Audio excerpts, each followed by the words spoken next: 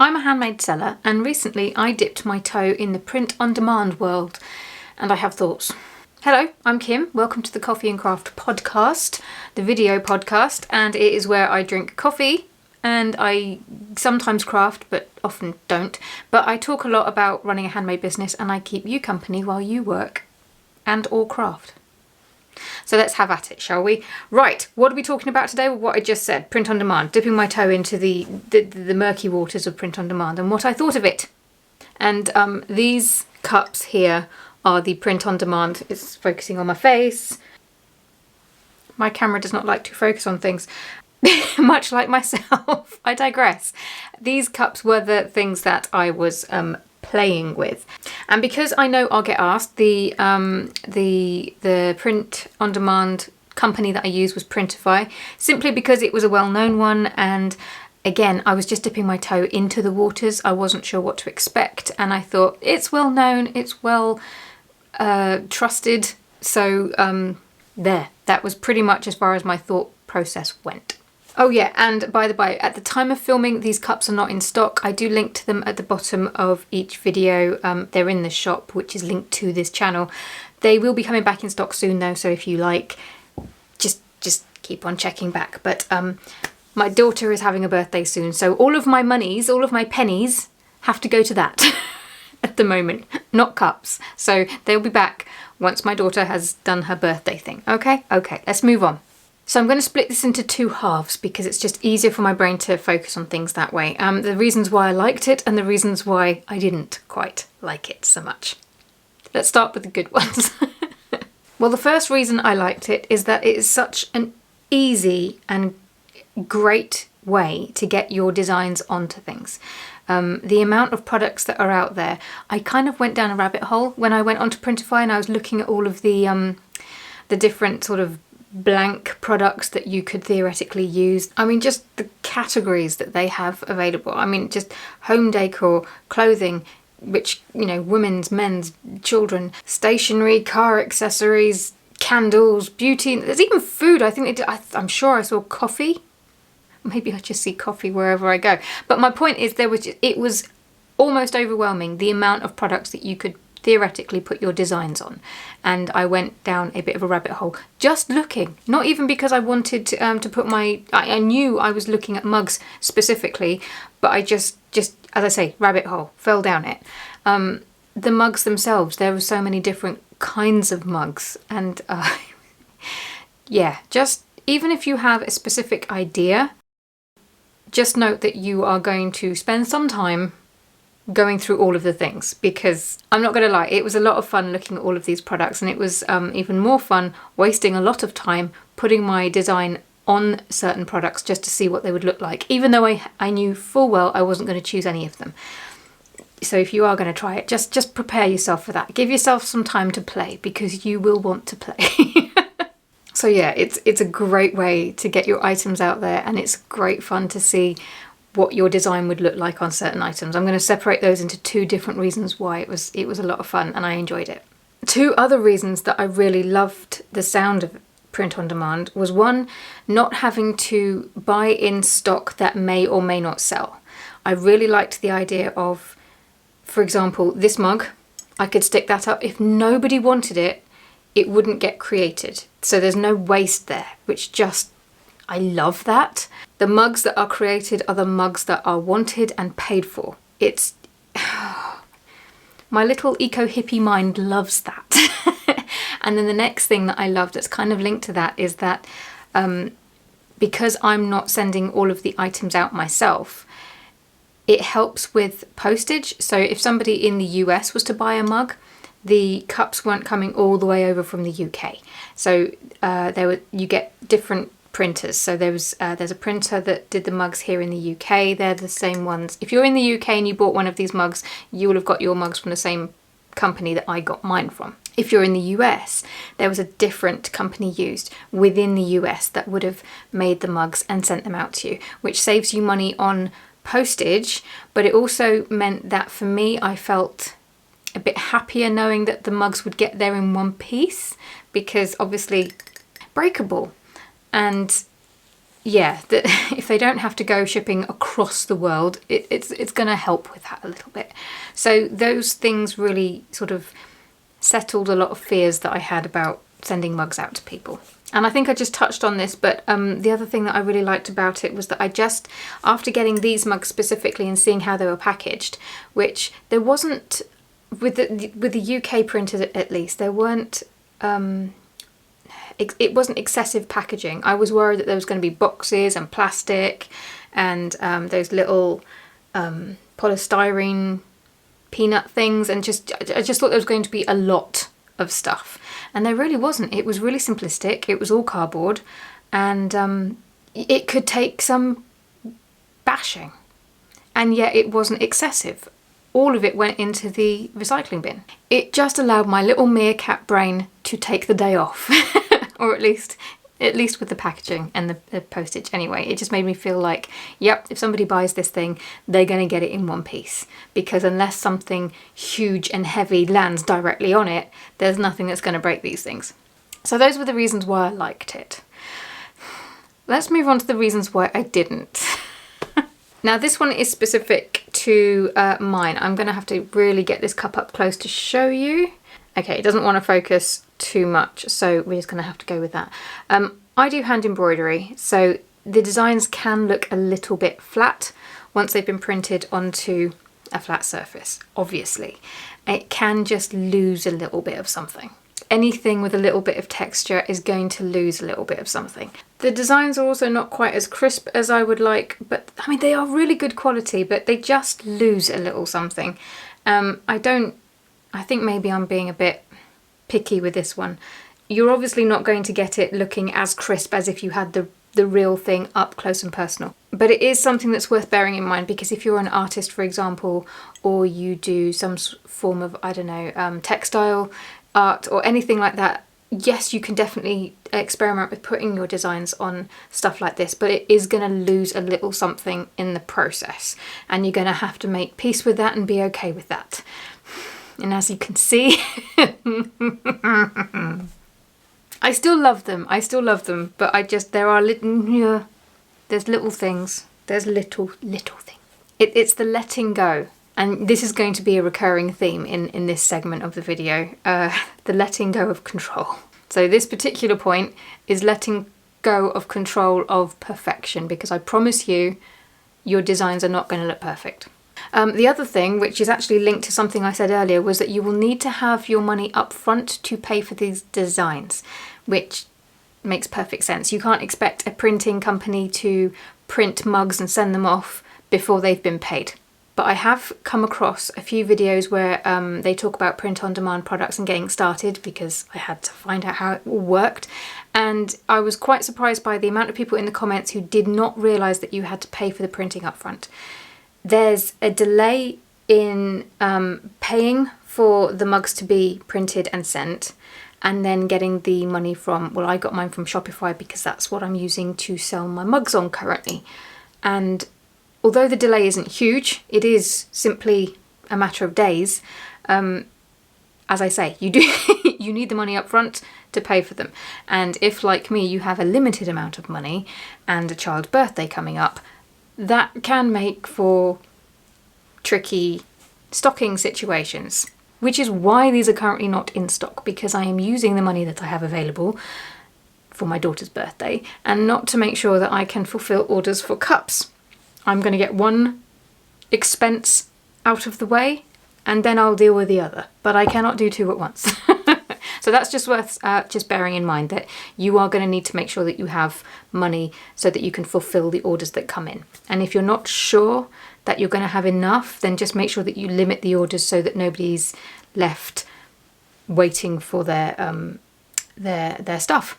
Okay, and this was one that I found. I don't know if everybody would find this themselves, but Printify, I can only speak to Printify because it's obviously all I used, but I found it quite clunky, especially in terms of positioning. So I was trying to get my design sort of like slap bang in the middle of the cup on this side and this side. And it's not as easy as you think. You have a template and it tells you where the center of the cup is, So you center it all perfectly, and then you preview it, and then the mock-ups that you will see, well, for a start, the mock-ups that I saw on some of them, they wouldn't show the cup head on like this, like to the side. It would almost look like that, which is not bloody helpful. How are you supposed to tell if your design is centered if they're sort of doing it at a jaunty angle? Anyway, so yeah, that was annoying. I watched a few YouTube videos to try and fix that problem. Some of them suggested going over the bleed line, which feels like a bit of a gamble, because if you do that, you're under no guarantees that, you know, your design won't get cut off in the printing process. So that didn't fill me with a lot of confidence. And then people just sort of saying, yeah, you kind of have to assume that you what did someone say? You kind of have to push it more to the left or more to the right than it looks right on the design. And I just thought, what? I was not a fan. I personally found that really, really clunky, and seeing as positioning is as important as the whole design itself, it's a huge part of the process. So the fact that that was such an imperfect just like, yeah, throw spaghetti at the wall, see what works. I didn't like it, guys. It stressed me out. The other thing that's completely out of your control is that the printing places that you use, the quality will vary greatly. You can see that we're getting into the area now where I really wasn't particularly happy. This company that I used, I'm really happy with. Obviously, I was able to get the designs and have a look at it myself, and I can hold these and use them, and I know, you know, I've put them in the dishwasher, I've put them in the microwave. I can make sure that they do all of the things that they say that they do, and I can look at the designs and go, yeah, I'm happy with that. I haven't been able to do that with any of the other printing places that I've used, for example, in US and Canada, because I can't.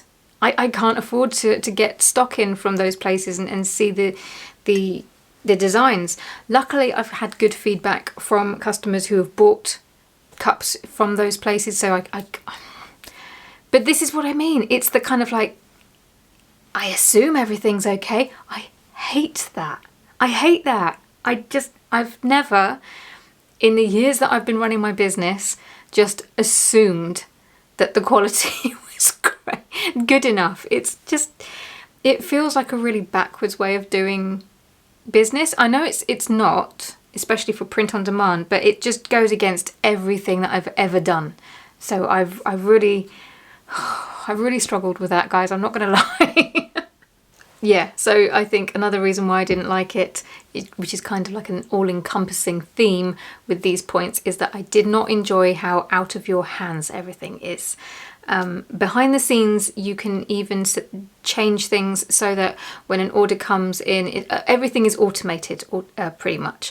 And I was setting everything to manual, so that I had to manually approve and sort of take the orders in and manually send them to the print companies and manually do this and some things you have to do manually, but there are things that you can automate, and I was not having any of that. I wanted as much control over the whole process as I possibly could, which is not a con for a lot of people who get into print on demand, because a lot of people who get into doing print on demand is that they want it to be as seamless and as automated as possible. But that was the bit that hurt my brain. So for that reason, I'm putting it out there, because I know that if for other handmade sellers, for other artists, letting go is going to be an issue. So if it is something that you're thinking about doing, just prepare yourself for that. And then the last thing that you're also going to have to prepare yourself for is when you come to do your bookkeeping. Oh my God. Now, I don't know if this is just me again, but I do my bookkeeping every month, and I only had like a couple of weeks worth of orders to process, so it was relatively easy. But it annoyed me when it came to reconciling the amounts spent and the amounts coming in, because of the lack of information given. Etsy's not guilty for this, because their figures more, well, I say they make sense and they add up. they're all over the place. That's what does my head in with Etsy. They are just all over the place. And it's always been like that. But with Printify, I found that there was just very little there that I could print off, that I could download, that I could keep for my records. And it... another part of the process that I didn't enjoy. Again, to some people, they probably will look at what's available and think, that's all you need, that's enough, that's fine. I didn't like it. I didn't like it. I found that it made my bookkeeping at the end of February trickier than it needed to be, and there was some swearing. It's not impossible. They do give you stuff. You have to hunt for it. It's not perfect. Didn't like it. Now, I do appreciate that I'm coming at this from a very limited perspective, because obviously I'm not a print-on-demand company or business. I just wanted to play with some products because I wanted to... I've always thought that coffee mugs or mugs where you can just, you know, for us watching and listening and making these podcast episodes, I thought it was a fun merch thing that I just wanted to play with. And I also just wanted to use it as a way to kind of understand the whole print on demand niche a bit more, because let's be honest, it's been a huge thing on Etsy. However, when I first had this idea, that was before Etsy started bringing in all of these changes, which, if they keep going down the route that they appear to be going down, don't look very print on demand friendly. Not going to lie, but time will tell. But yes, like I say, at the time print on demand was huge and booming, and pretty much the only videos that you can find on Etsy here on YouTube these days are print on demand centric. So I just wanted to see what the fuss was about. And now that I do, I'm still wondering what the fuss is about. Again, because I'm talking to you handmade sellers from a handmade seller point of view, it can be useful, and it can be another way for you to get your products out there and offer them to more people at maybe smaller price points, so that people can test out, like get to know you and build up that know, like and trust factor with other items that aren't necessarily your bigger ticket items. That being said, I haven't yet listed these on Etsy, and I cannot end this video without talking about this a little bit. You will have to excuse me. I have, is it there? I have a light that's clearly, my light is having a hissy fit. So I will take that as a hint that I've been talking too much then. Fine. I'll just have to look like I'm sat in darkness. Where was I? Oh yes, Etsy.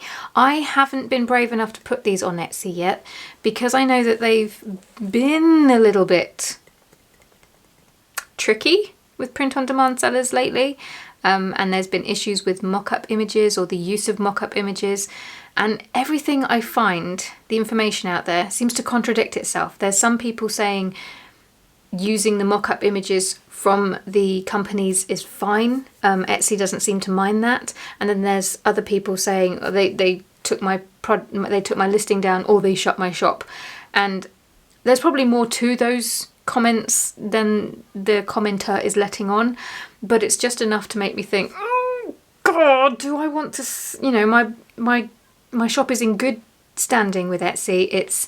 It hasn't had any issues. Do I really want to jinx that by just putting some mugs on there? I don't know. Like I said, I haven't done it yet.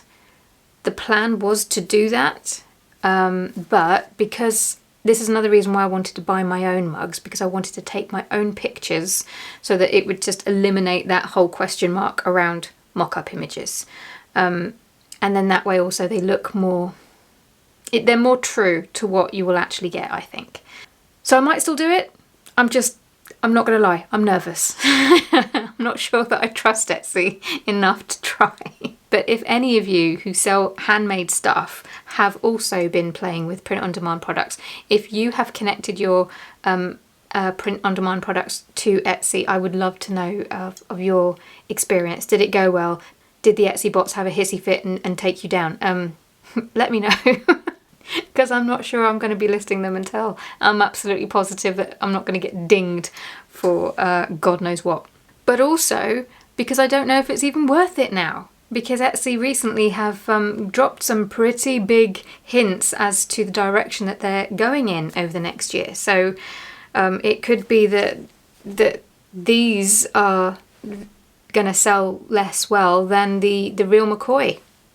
Who knows? If you'd like to hear more about that, then I'll pop the video that I made about it right there, and you can go and have a little cheeky look if you haven't already. And if you do that, I will see you there. And if not, I'll see you next week. Ta-ra!